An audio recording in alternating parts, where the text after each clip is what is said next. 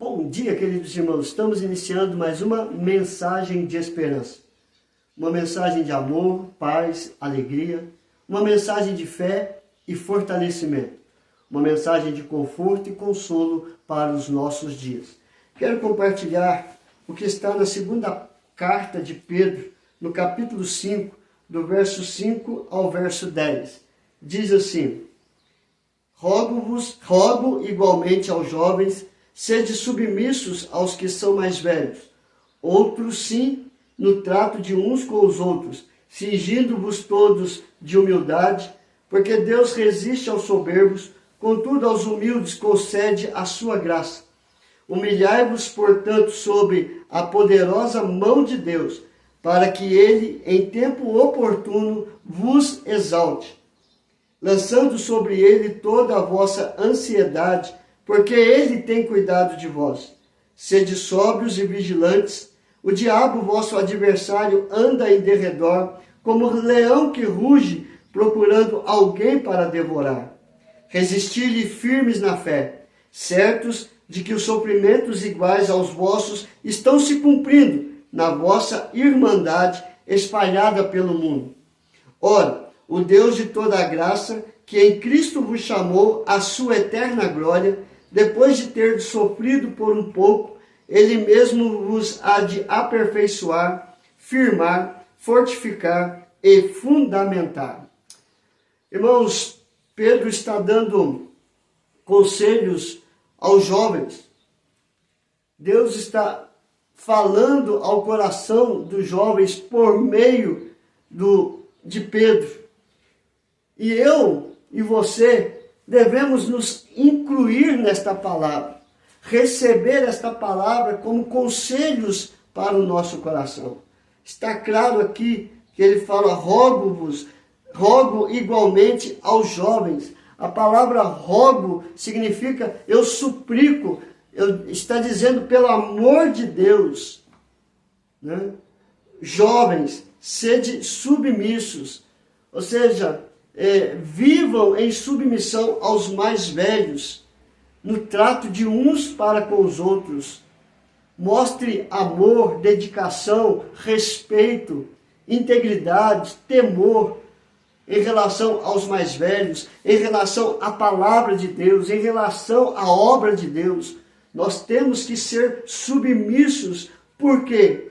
Porque a submissão leva à humildade. E quanto mais humildes nós formos diante de Deus, nós seremos exaltados. Mas se nós somos orgulhosos, arrogantes, soberbos, Deus resiste. Aos humildes ele dá graça. Aos soberbos, aos arrogantes, ele rejeita. Então nós precisamos de ser submissos em tudo nesta vida, para a honra e para a glória do nosso Deus. Mas ele dá outros conselhos aqui maravilhosos, direcionados a Deus e para a glória de Deus. O primeiro conselho que ele dá aqui é: humilhai-vos, portanto, sob a poderosa mão de Deus. Quando nós, brasileiros, falamos de humilhação, nós pensamos em ser rejeitados, ser xingados, maltratados, ser colocado como a pior pessoa do mundo.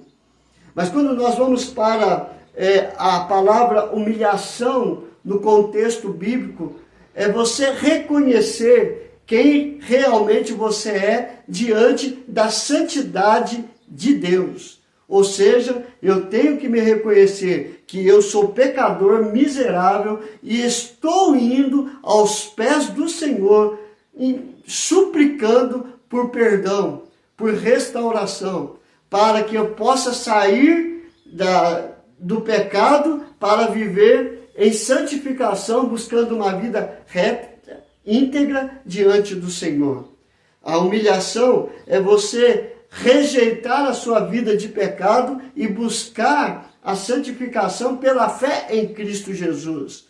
Então, queridos, quando fala humilhai-vos, portanto, sob a poderosa mão de Deus, porque Quando nós nos humilhamos, Ele nos perdoa e Ele restaura a nossa vida, fortalece a nossa fé e nos coloca de pé diante de toda e qualquer situação. O segundo conselho que Ele nos dá aqui é lançando sobre Ele toda a vossa ansiedade. A palavra ansiedade hoje é vista como o mal do século. Muitas pessoas estão perdendo a batalha da vida por causa da ansiedade. O conselho bíblico, desde o Velho Testamento até os dias de hoje, a palavra de Deus nos orienta e nos aconselha a lançar sobre Deus, sobre Cristo Jesus, toda a nossa ansiedade. Por quê? Porque Ele cuida de nós. Jesus, Ele fala justamente isso, sobre a ansiedade. Olhe os pássaros, olhe os lírios do campo. Deus cuida deles. Claramente Ele vai cuidar de vós. Então, por que esta ansiedade? Nós temos que lançar sobre Ele toda a nossa ansiedade, porque Deus cuida de nós. No Velho Testamento, o Salmo 37 diz: entrega o teu caminho ao Senhor, confia nele, o mais Ele fará. Entrega toda a tua ansiedade ao Senhor e Ele cuidará de vós. Então nós precisamos confiar neste conselho, lançar sobre Ele toda a nossa ansiedade e Ele estará cuidando de nós. Terceiro conselho: sede sóbrios e vigilantes.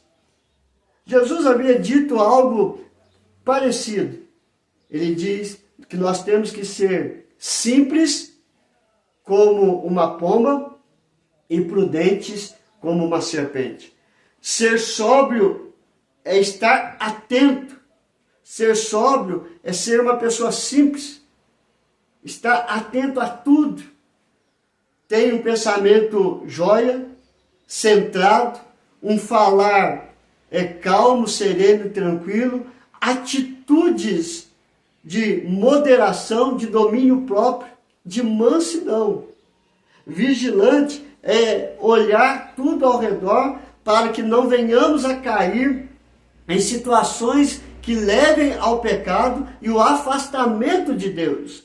Ser sóbrio é não estar dominado por vícios que tiram a nossa sobriedade, a nossa atenção e a nossa vigilância. Por isso, a palavra de Deus: o diabo, vosso adversário, anda em redor, tentando procurar alguém para devorar. Ele coloca ciladas, ele coloca privações e provações para que possamos cair e nos afastar de Deus. E quando estamos sóbrios e vigilantes, estamos atentos a tudo. É por isso que Cristo diz aos discípulos, quando não conseguiram expulsar um espírito maligno que estava sobre um jovem, Jesus disse: esta casta não sai, a não ser através de oração e jejum. Ou seja, vigiar, estar preparados. Ser sóbrio e vigilante é estar preparado para toda e qualquer situação.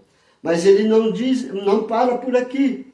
Ele diz: resistir firmes na fé, certos de que os sofrimentos iguais aos vossos estão se cumprindo na vossa irmandade espalhada pelo mundo. Se nós somos sóbrios e vigilantes, nós temos forças capazes de resistir ao diabo, de resistir a toda situação, porque a nossa fé, o nosso amor estão firmados no Senhor. A nossa visão, o nosso foco é Deus. Então nós não temos tempo para olhar para as outras situações que estão ao nosso redor. E quando a tentação vem, estamos firmes e inabaláveis, porque a nossa fé está no autor e consumador, Cristo Jesus, que morreu na cruz para nos garantir que somos mais que vencedores. Mas Pedro, ele continua. Ele diz aqui: ora, o Deus de toda graça, que em Cristo vos chamou à sua eterna glória, depois de ter sofrido por um pouco, Ele mesmo vos há de aperfeiçoar, firmar, fortificar e fundamentar. Ou seja, a nossa vida não está firmada em nós mesmos, está firmada em Cristo, que nos chamou. Ele sofreu, ele morreu, ele foi sepultado, mas ele restaurou para nos dar a certeza que se estamos firmados pela fé nele, nada vai nos abalar. Por quê? Porque esse mesmo Jesus, ele aperfeiçoa o nosso caráter, ele firma o nosso coração, ele fortifica a nossa fé e ele fundamenta a nossa vida em Deus e na sua palavra. E desta forma vivemos para a glória do Senhor. Queridos, se você pegar esta palavra, estes conselhos que veio direto de Deus para o nosso coração e colocar em prática dia a dia, nada vai te abalar, nada vai tirar o teu foco, nada vai impedir de você caminhar, seja qualquer situação, você será mais que vencedor pela fé em Cristo Jesus. Aplica esta palavra do Senhor na sua vida. Creia nele e você vai ver que Deus vai fazer grandes coisas na sua vida, na sua casa e ao redor da sua vida. Entrega tudo nas mãos do Senhor, confia nele e o mais ele fará. Que Deus te abençoe, queridos. Vamos orar. Senhor, graças te damos, porque o Senhor, ó Pai, não desistiu um minuto de nós. Antes, tem trabalhado em todos os momentos para fortalecer a nossa vida, nos perdoar de todos os pecados, nos conduzir pelo caminho, pela verdade e para a vida eterna, que é Cristo Jesus. E vivendo nele e por ele, nós vamos caminhar fundamentados numa vida na palavra e na tua presença. Aplica esta palavra em cada coração, ó Pai, para que eles possam entender que a nossa fé, a nossa vida não está firmada em igreja, não está firmada em pastor, não está firmada em nenhum líder religioso, mas a nossa fé, a nossa vida, a nossa esperança está firmada na tua palavra, e a tua palavra é Cristo Jesus, a verdade que liberta, a verdade que cura, a verdade que transforma, a verdade que dá vida. É somente por meio de Cristo Jesus que nós temos a porta para o reino dos céus e não há outro, Pai. Aplica esta verdade em nossos corações para que possamos viver para o Senhor. Ó Deus amado, abençoe cada família, os casamentos, a vida dos nossos filhos. Restaura tudo, ó Pai, que está no seio da família, para que possam ter amor, paz, alegria, diálogo e, acima de tudo, a tua presença através do Espírito Santo. Coloque a tua mão de cura sobre todos os enfermos, ó Pai, tirando toda a dor, todo o sofrimento, toda a angústia, toda a tristeza, enxugando dos olhos toda a lágrima, ó Pai, que possam encontrar no Senhor o refrigério da alma. Nós oramos hoje e sempre, em nome do teu Filho Jesus. Amém e amém. Que Deus te abençoe, queridos, e até amanhã, se Deus quiser.